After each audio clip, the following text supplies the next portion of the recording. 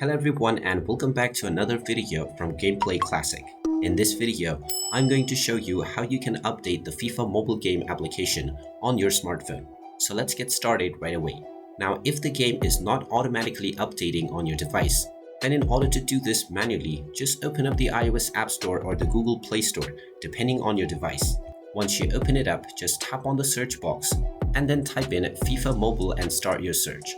Once you find the EA Sports FC game application, just tap on it, and if you see an update button instead of play, you will need to tap on this button to download the latest updates for the game.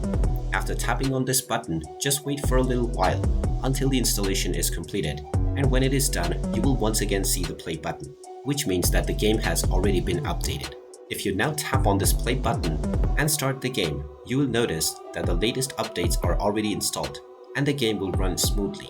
And there you have it. That is how easy it is to update the FIFA mobile game on your device.